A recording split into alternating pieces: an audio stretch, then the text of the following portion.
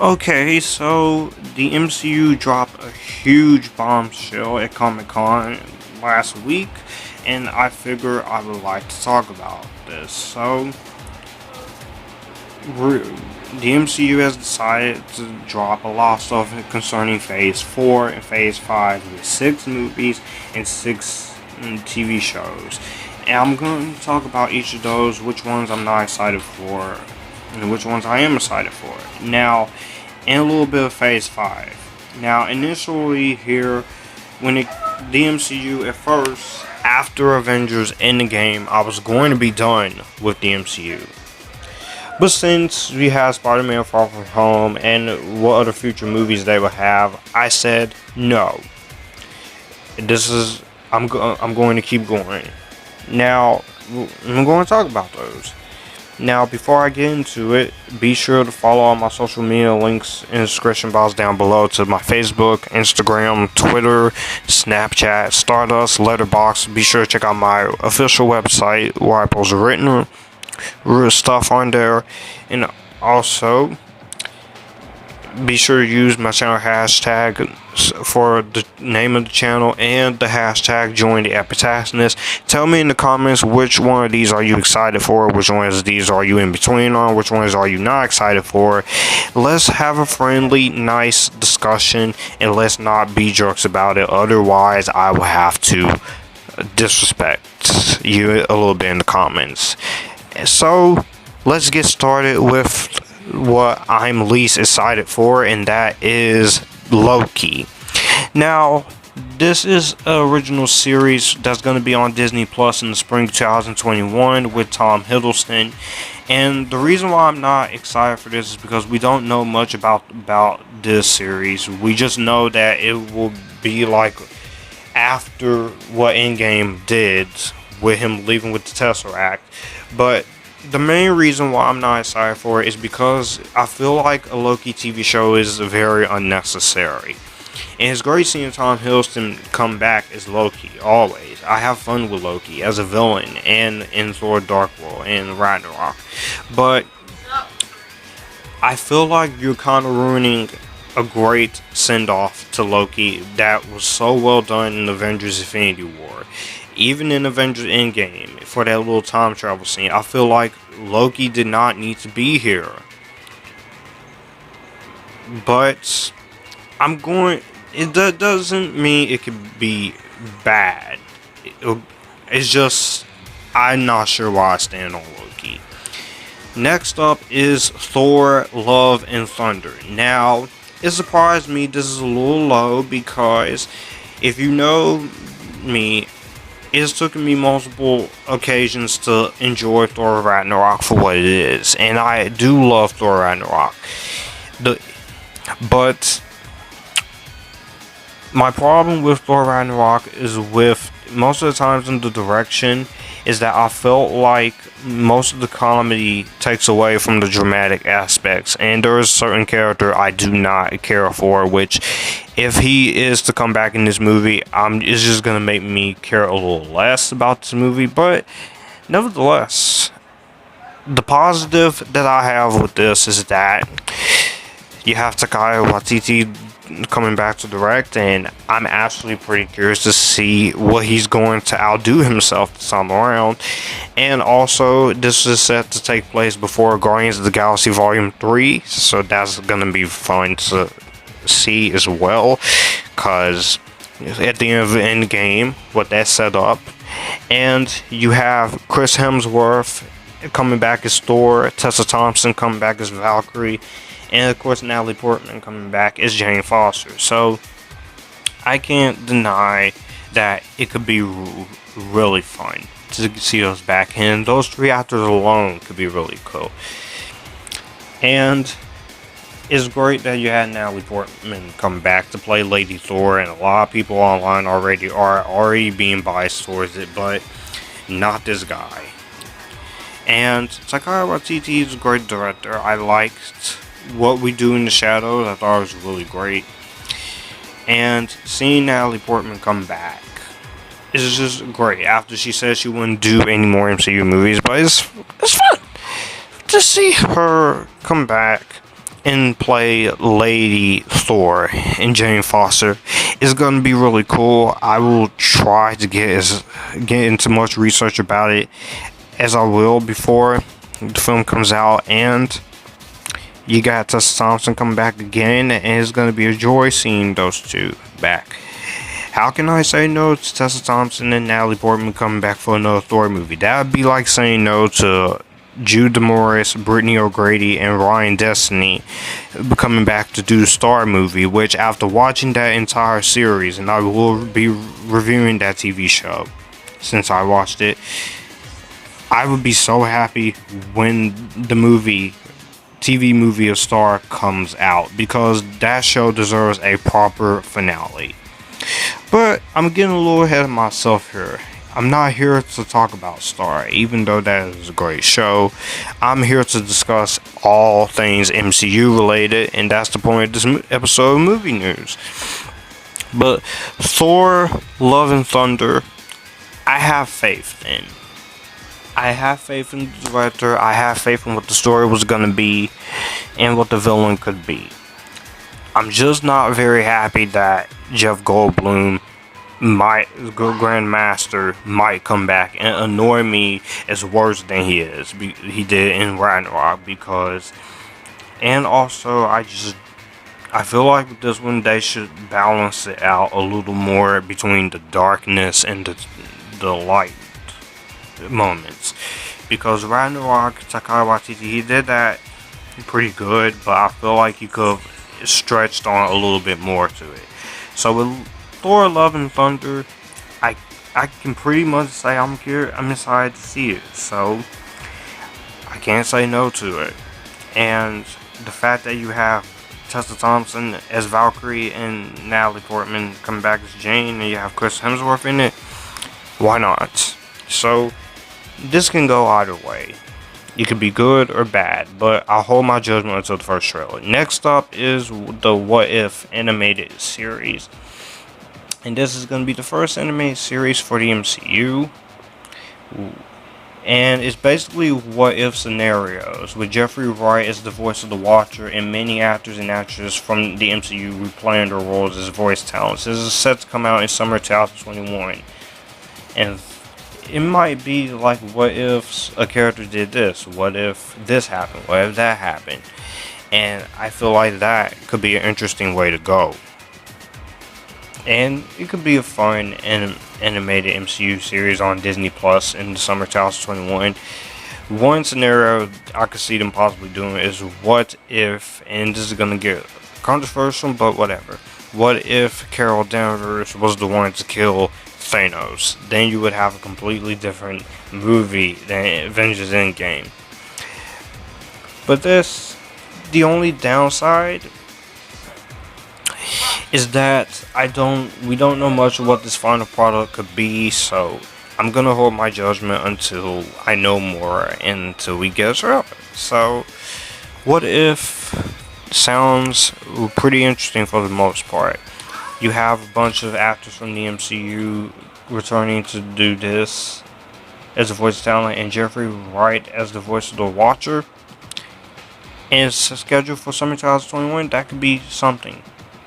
Next up is Shang-Chi and the Legend of the Ten Rings. Now, I am into martial arts films.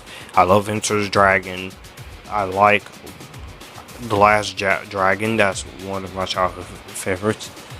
And this is going to be directed by Destin Daniel Cretton, and it's supposed to come out in February 12, 2020. And this is set to do the Mandarin a lot better than in Iron Man 3.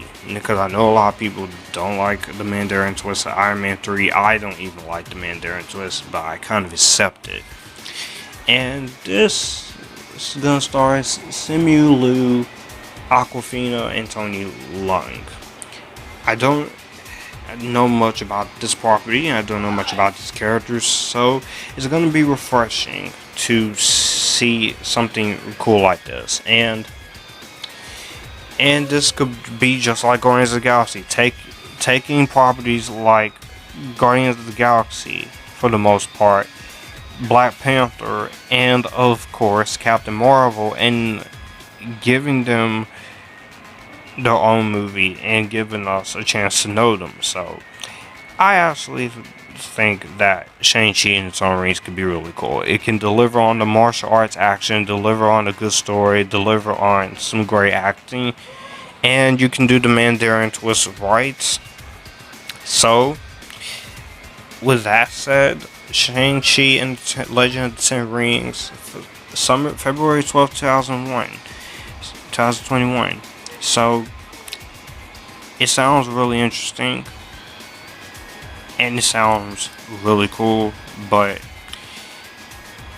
I don't know much about this property, so I'm a little skeptical about this. But since it's martial arts, I'm gonna give it a chance. Next one is Marvel's The Eternals, and this comes out next year on November 6, 2020. And this is actually really something. This is another property I don't know much about, and I don't know much about the director except that she directed another film after this. And this movie has a huge cast. You have Richard Madden, Kamali Nanjiani, who was one of the bright spots in Men in Black International. You have Lauren Ridloff, Brian Tyree Henry, Leah McHugh, Don Lee, Salma Hayek, and Angelina Jolie. And the fact that Angelina Jolie is in a MCU movie, that's absolutely surprising to me. But also more surprising is Salma Hayek in this, so it's kind of cool to see what they can do there. So with Marvel's Eternals, and I may not know much about these characters, but this could, like I said, this can be like Shang-Chi and Legend of the Ten Rings, where I can end up, when the movie comes out, I'll know much more about them. And plus, these characters are kind of like a family, so I'm all for that, since I like movies with families, dynamics, and stuff. So I can't pretty much say no to this, because it actually sounds fun. I don't know much about the synopsis, but they are going to start filming this and Shang-Chi. So with that being said, Marvel's The Eternals, this sounds actually interesting.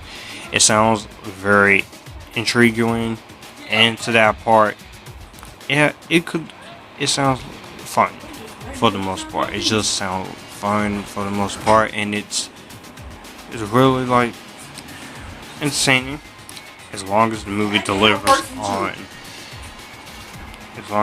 entertaining aspect, and as long as it is fun enough. I do think Eternals can be fun. So overall, I can say Eternals looks cool. It sounds cool. Next up is another MCU TV series, The Falcon and the Winter Soldier. This is going to have this is an original series on Disney Plus with Anthony Mackie returning as Falcon, the new Captain America, and Sebastian Stan's Winter Soldier, and Daniel Brühl as Helmut Zemo. I'm interested in this because you have the Falcon and Winter Soldier. These are two cool characters. Sure, they died at the end of Infinity War, but they came back in Endgame and they got their time to shine in that final battle. And I thought that it's pretty cool to have two of these characters back. And then Helmut Zemo is back, who I think is a very misunderstood villain. And Captain America passing his torch to Sam, which at first you thought it would be Bucky, but it was Sam at the end of Endgame. This is interesting. I don't know where this could go, but this is going to be streaming. It's on Disney Plus in the fall of 2020. So, Falcon and the Winter Soldier. This could be a decent enough show. Since this is MCU and I am a fan of these two characters, I can really, just like any other thing here, I can say can't easily say no to it. So I'll hold my judgment to this because it sounds really cool. Falcon and Winter Soldier and TV show together. That sounds like a lot of potential there. So I guess I could say that's all I have to say with the Falcon and Winter Soldier, and I'm curious to see it. And this next one though is another TV show, and that is Hawkeye. Hawkeye is getting his own TV show. In this, I'm actually kind of interested to see how Hawkeye will turn out, because Hawkeye right now, he's the most overlooked of the Avengers group, especially in Avengers Endgame as Ronin. And Hawkeye, he's a pretty cool character. And also, this show is supposed to come out in the fall of 2021 to Disney Plus streaming service, and it will also introduce Kate Bishop. So, Jeremy Renner's Hawkeye coming back, his little adventures, seeing what he can do, and him possibly seeing more time that he spends with his family. I actually think that could be very fun to do, and you get some good action with Hawkeye, some good character interactions, some good character moments with the character. And I think this will be good for him, because Hawkeye, he needs more recognition in the MCU. Because a lot of people just look at Hawkeye and ridicule him and just say he's there. But this is a character he definitely deserves a lot more than what he's given. And a Hawkeye TV show will be enough to do justice to him. So, Hawkeye, pretty excited. Now, before I get into the other movies on this list, like I said at the beginning, be sure to follow all my social media links and be sure to subscribe to the channel for more epitasticness. Be sure to use the channel hashtag as well as the hashtag that I'm promoting here, join the epitasticness. And be sure to comment, and tell me which ones of these MCU new things are you excited for, which one you're not excited for, in between. And with that being said, we can continue on here, as long as you don't say anything negative in the comments, because I can easily see the comments and delete them. So try to not be jerks about it. Next up in the top 3 is Doctor Strange in the Multiverse of Madness. The title alone makes for an awesome film, and this is also set to be the Marvel Cinematic Universe's first scary movie, so that's also pretty interesting alone. This is going to be Scott Derrickson returning as director, and it's set to come out on May the 7th, 2021. But the other interesting part is that he's going to be joined by Scarlet Witch, which another thing with the character Scarlet Witch, which I'll get to, will be connecting with. So, Benedict Cumberbatch is coming back as Doctor Strange, and Elizabeth Olsen will return as Scarlet Witch. And this, with the Multiverse of Madness being a horror movie, it can be really crazy. And you can get to play around with the multiverse that they set up at the end of Avengers Endgame. Because with the multiverse, there's a lot you can do. You could bring Miles Morales in. You can bring in the X-Men here, which I'll get to. But I love the first Doctor Strange. I think Doctor Strange is one of the more overlooked films in the MCU. Doesn't get the recognition it deserves, and this sounds like a good idea. And it's great to have Doctor Strange get a sequel, because, and this is coming from me of all people, because I wasn't excited about the first Doctor Strange at first. It wasn't until I saw the movie that I said I wanted to see more of Doctor Strange. So, and we're gonna get more of him. And even in Avengers 3 and 4, he was really awesome. And the fact that he's gonna be teaming up with Scarlet Witch, and this is gonna be a horror movie, that has me intrigued. Now, the one thing I do hope to see is Rachel McAdams as Christine Palmer come back, because I feel like they could do more with that character in future movies in the MCU and future films in the Doctor Strange series, whether it's a trilogy or a quadrilogy or whatever. I want to see more of that character because I feel like Rachel McAdams deserves a second chance in the MCU. So, with Doctor Strange and Multiverse of Madness, you have an awesome title, awesome idea here. Two of my favorite characters coming back. Why not? Why not? So, at the end of the day, Doctor Strange and the Multiverse of Madness. I'm all in with this. I am all in. So, I basically have run out of things to say with that. So, that's next. Now, in second place, and the runner-up is Black Widow. Now, some people can argue that a Black Widow movie is way too late. We should have gotten it before this, but it's better late than never. And sometimes stuff happens. And this is going to be coming out next year on May the 1st, directed by Kate Shortland. I don't know who's the writer of the movie, which is what I'm worried about. And Rachel Weisz I am a little worried about, but there's no Emma Watson here. And the cast is really good. David Harbour, O.T. Fagerby, Florence Pugh, who did a really great job as Paige in Fighting With My Family, and she did a great job again in Midsommar. And you have Scarlett Johansson returning as Black Widow herself. And a lot of people wonder, how can they bring back Black Widow, Joshua? She's dead. Well, I will tell you, this is going to be a prequel to take place in between Captain America Civil War and Avengers Infinity War Part 1. So that is the most fascinating part, and we get Scarlett Johansson finally get her own movie, which is what we've all been waiting for.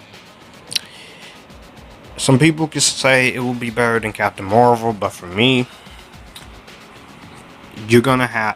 don't try to be better than Captain Marvel, just be your own movie. That's what I appreciate in a lot of movies with female characters. Wonder Woman was his own movie, Captain Marvel was his own movie, even Alita Battle Angel was his own film, and I like those three movies. So here, I am hoping for the absolute best. This is going to be really interesting. I can't wait till the trailer officially comes out, because a few YouTubers who went to Comic-Con, they must have seen the trailer already, and the Taskmaster is going to be the villain.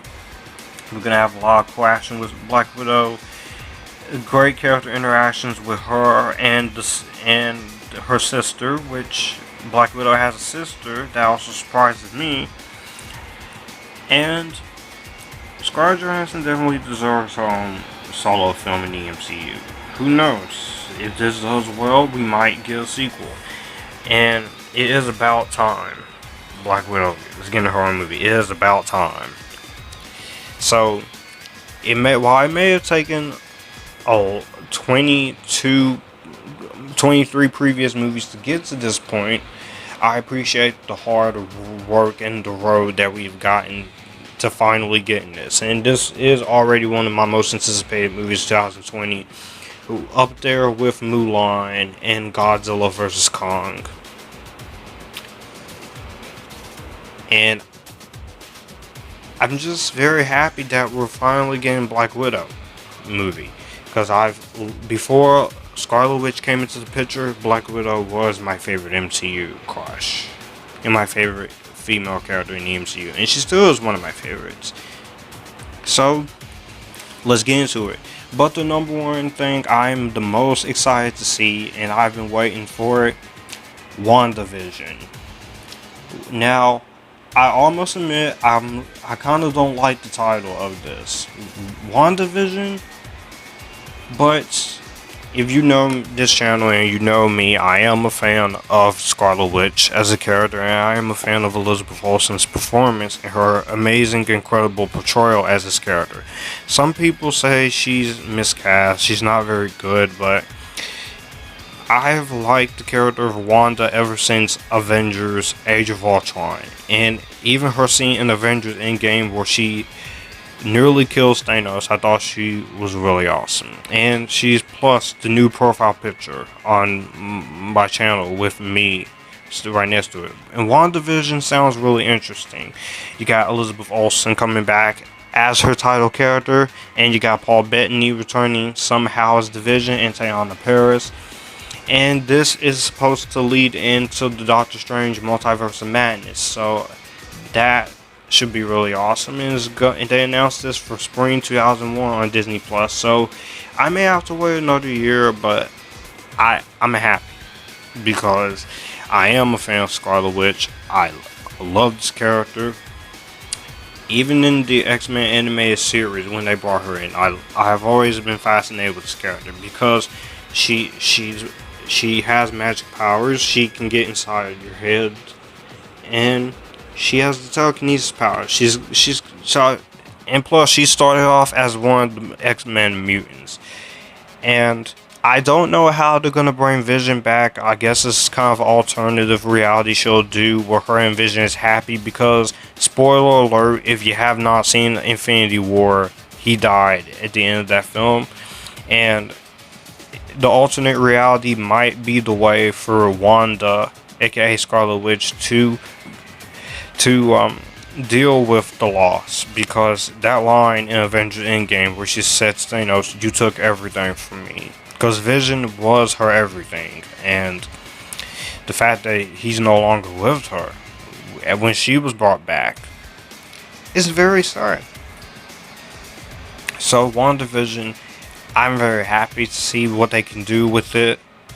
I'm very curious to see how it will turn out. You got Wanda and Vision. Yeah, some people are gonna say, Josh, what if they go for a romance? Let me tell you something. I am into romances. I love romance movies and I love romantic relationships in film, TV, and in real life. So, I don't care what kind of romance they go into. I already know the romance will be good. And you want to know if they want to go to romance? If they do that, I'd be fine with it. It was in the comics, people. And no matter what happens with the romance, I already know that this romance of Vision and Scarlet Witch is going to be 10 times better than the romance that I dread this year. The romance that I just cannot stand. And it is the one romance relationship that I just hate. And I'll get into it, but like I said, WandaVision, I'm excited. You got two of my favorite characters back. Interesting story. And like I said, again, I don't care what happens. I already know the romance in this show is going to be better than Tessa and the Harden in the After, because I can care less about Tessa and the Harden. Even in the After sequels, I can care less about them. So, WandaVision, this is the thing I'm most excited for. Now, one more time before I go into Phase 5, and I'm excited to see how that, be sure to follow all my social media links in the description box. Tell me, what are you excited for Phase 4 and Phase 5? What are you not excited for? Are you in between on most of them? And let's have a friendly, nice debate. Be sure to use my hashtags for Future Filmmaker 480, joined Epitaskinus, and any other hashtags I use on this channel. So, let's get into Phase 5 of the MCU before I go, because with Phase 4 and Phase 5 is too much stuff to just talk about in one video. So let's get into what's gonna come for Phase 5. So, as for Phase 5 of the Marvel Cinematic Universe, none of these movies have release dates yet or have started filming yet, but these are the ones I'm pretty excited about. I know we're getting a Nova movie, but these are the ones that I feel the most excited about. And I'm going to start off with the one that I'm very happy with. And that is Blade. Marvel Studios Blade. It's taken long enough, but we finally get a brand new Blade movie after all this time. And I'm happy that we're getting a new Blade movie because I missed the character of Blade in the movies, and I grew up with the three Blade movies. Blade Trinity, it wasn't has issues, but I overall enjoyed Blade Trinity, and Wesley Snipes, he did a great job as that character. In this one, we don't have Wesley Snipes this time around. There's no director yet. And this is gonna be a new incarnation of Blade, the Vampire Hunter. And he's being played by Mahershala Ali, which that's not a bad choice. He's a great actor. I like him. And he was great in Spider-Man Into the Spider-Verse. But him as Blade, that's a good casting right there. And I'm curious to see what they come up with this new Blade film. Because I am a guy, and I'm a fan of black superheroes, especially Blade. And he falls into that category. And the last time we saw Blade was in 2004, so it's gonna be great seeing Blade again. I'm not sure if this will be PG-13 or R-rated, but knowing how Disney is, it'll probably just be PG-13, so he won't be able to curse, or you won't be able to show as much blood as you could. But I'm hoping that Marvel Studios will go the route and do that. So Blade, I'm pretty happy with. A Blade sequel. Next up, you have Black Panther 2, which is going to be in development. And this is a fun one here because I am a fan of the Black Panther movie. I loved it. It was awesome for 2018. It was a cultural Black Panther, the movie, has turned into a phenomenon ever since its release. It's won 3 Academy Awards. It made $1 billion. A lot of people, and some people will say it's overhyped because of all that, but Black Panther, it was the first black superhero movie since Hancock, guys. So Chadwick Boseman, he did a great job in that part. Ryan Coogler did a great job directing. Letitia Wright, Angela Bassett, Denai Guerrero, Lupita Nyong'o, all the cast did great in that first movie, and the first movie was a lot of fun. I liked the story, I liked the world of Wakanda, and I would like to see more of the Wakanda world, especially after what happened in Endgame with him returning. And Donald Glover is supposed to come into this movie, so that would be pretty cool. The only thing I'm kind of hesitant with is Michael B. Jordan coming back as Eric Killmonger, when we've all know in the first Black Panther movie he clearly died. But with Marvel, you never know. They never like to keep certain characters dead. So this could fall into the trend of the Loki phase. But I'd be happy with Michael B. Jordan coming back. He was a great villain. He was awesome. So, Black Panther 2, I can say I'm all in for it, since I'm a fan of it. Next up, gonna be controversial, but Captain Marvel 2. I know there's a lot of people who don't like the movie at all. I know there's a lot of people who don't like the actress who plays her at all, Brie Larson. I am a fan of Brie Larson. I know what she said made a lot of people mad, and yes, it was controversial, but a lot of you man babies and a lot of you people on the internet is just gone way too far with the disrespect towards this movie.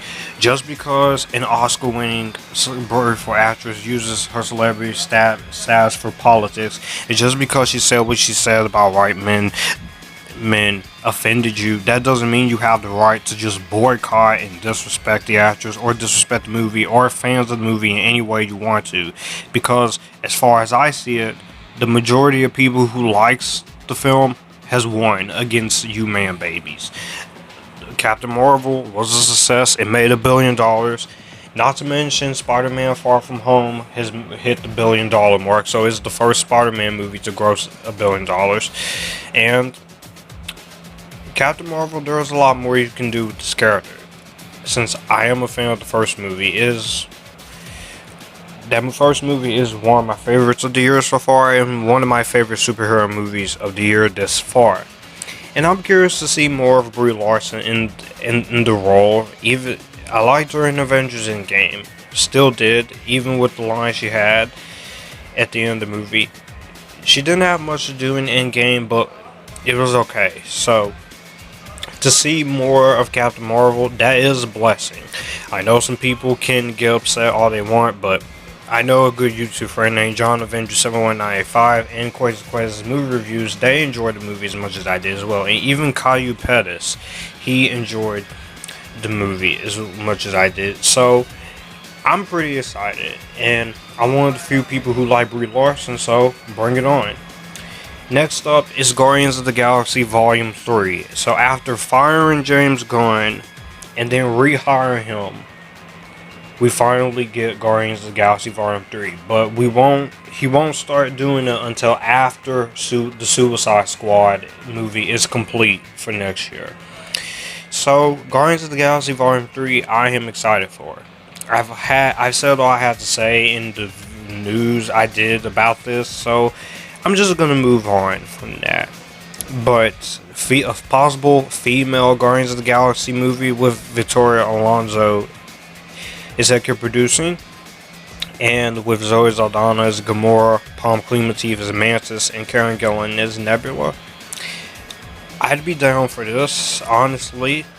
I do say I want to see more female superhero characters get their own films, and these three Guardians of the Galaxy characters, especially after that moment in Avengers Endgame, they deserve it. And so many people has gotten mad on social media about the one moment in Avengers Endgame, but that was just for the fans, guys. It's just for the fans. So people just honestly need to man up, stop complaining, and stop whining, because we are going to get more female superhero characters in the MCU as this MCU goes along. And if you can't deal with it, then fine. But it's time to let the SJW, the negative thoughts on female superheroes and female characters in general, go. It's time to let that go, including all the SJWs needs to let that go, because female characters are here to stay, just like boy characters.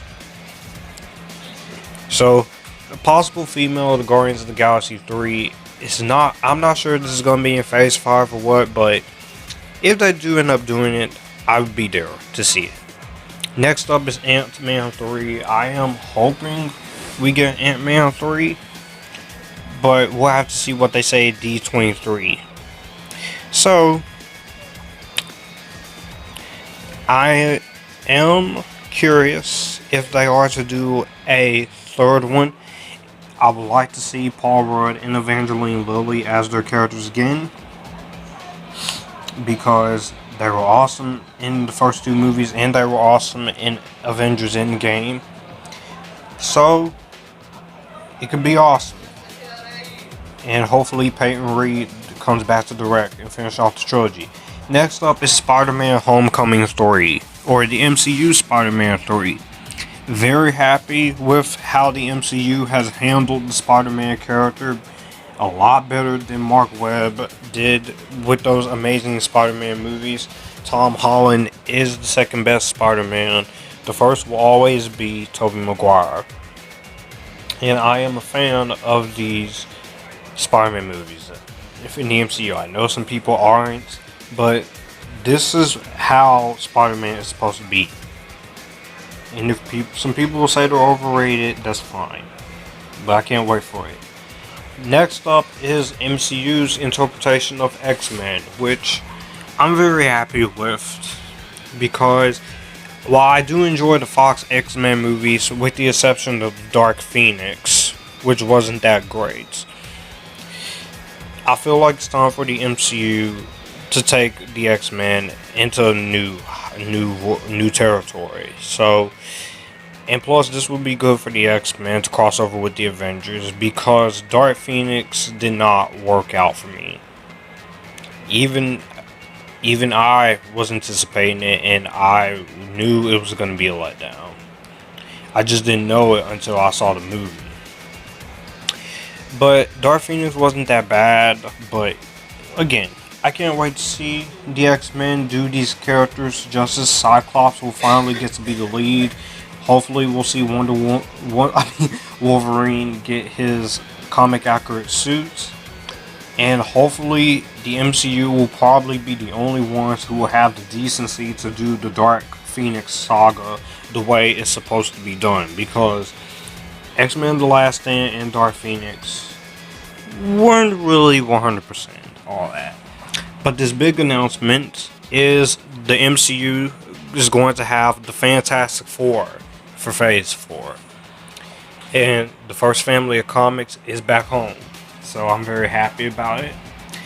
As far as the two Tim Story movies, I like those two movies. They're cheesy, they have their issues, but they treated the characters like a family. They got the tone right, and they were less embarrassment than the 2015 Fantastic Four movie that came out. I really don't want to get into the 2015 Fantastic Four movie because there's a lot that has been said about it already.